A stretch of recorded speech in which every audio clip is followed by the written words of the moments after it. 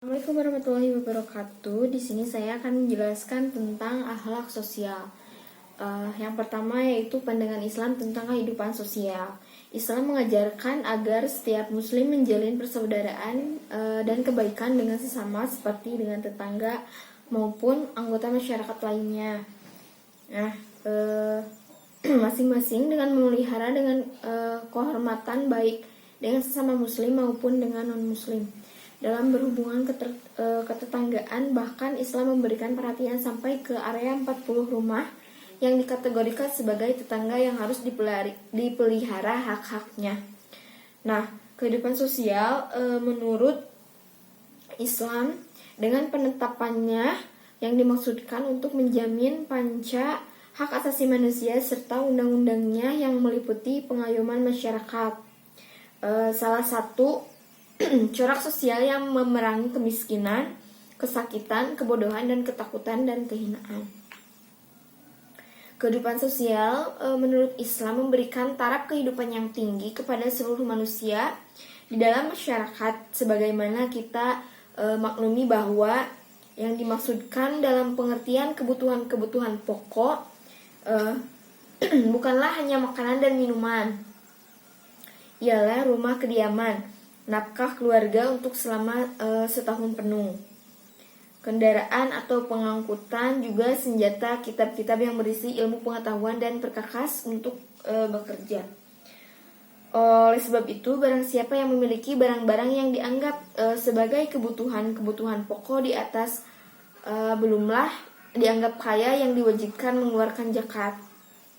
Nah, kehidupan sosial menurut Islam dilaksanakannya prinsip-prinsip untuk seluruh warga negara dalam satu negara.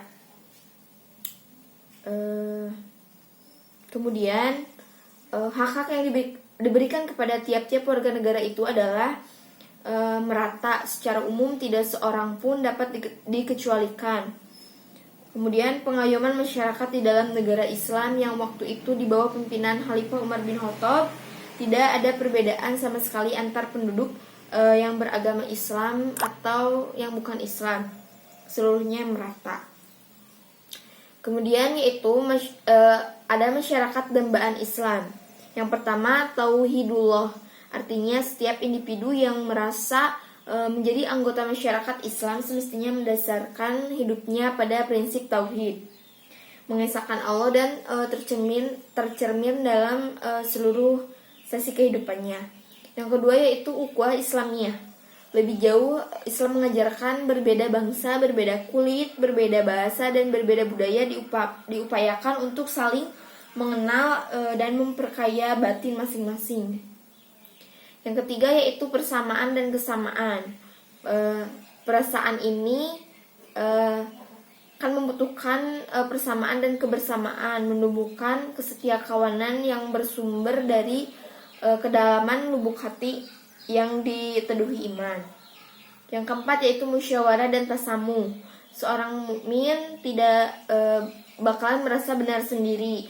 Ia menyadari bahwa dirinya tidak mungkin sempurna.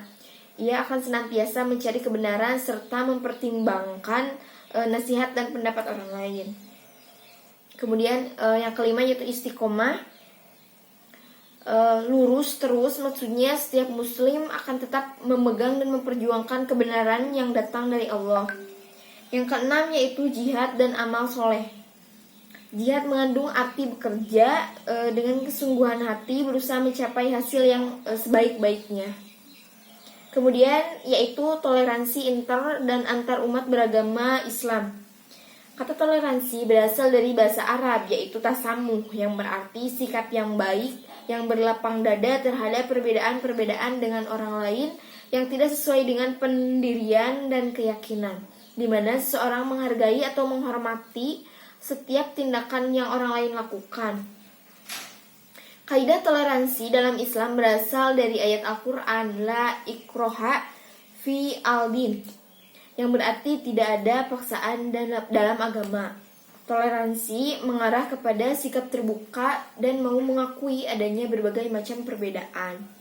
Yang pertama yaitu toleransi intern umat Islam. Dalam Quran surat Al-Hujurat ayat 110, Allah menyatakan bahwa orang-orang mukmin bersaudara atau memerintahkan untuk melakukan islah atau perbaikan hubungan jika seandainya terjadi kesalahpahaman di antara dua orang atau kelompok kaum muslim.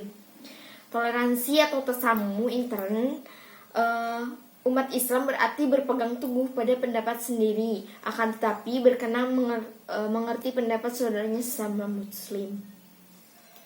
Yang kedua yaitu toleransi umat Islam dengan non-muslim. Secara terminologi, pengertiannya yaitu mengerti bahwa bersikap toleran, menghargai, membiarkan, membolehkan pendapat, pandangan, kepercayaan, kebiasaan, kelakuan, dan lain sebagainya yang berbeda atau bertentangan dengan pendirian sendiri. Mengerti bukan berarti setuju. Yaitu memiliki kebebasan untuk menjalankan prinsip-prinsip keagamaan atau ibadah masing-masing tanpa adanya paksaan dan tekanan, baik untuk beribadah maupun tidak beribadah dari satu pihak ke pihak lain. Nah, kemudian ada prinsip-prinsip Islam dalam mewujudkan kesejahteraan sosial. Yang pertama yaitu adanya perintah Allah Subhanahu wa Ta'ala dan Rasulnya tentang keadilan, persamaan hak dan kewajiban, perlindungan hukum, dan jaminan keselamatan yang tertuang dalam wahyu-wahyu Allah Subhanahu wa Ta'ala dan hadisnya. Kemudian praktek-praktek Nabi Muhammad baik di Mekah maupun di Madinah senantiasa mengarah pada terciptanya keadilan, kesetaraan, persamaan, jaminan sosial, perlindungan hak-hak pribadi dan keamanan individu masyarakat. Kemudian makna keselamatan adalah pertama yang menjadi rujukan manusia dalam memandang dirinya sendiri. Sifat selamat akan membawa diri pada kemampuan manusia untuk melanjutkan kehidupan selanjutnya, baik itu kehidupan dunia maupun di akhirat.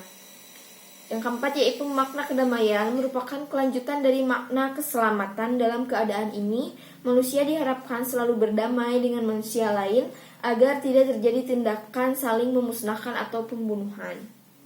Yang kelima yaitu makna kasih sayang, potensi dasar manusia untuk saling memberi dan menerima dalam bentuk perasaan simpati atau empati.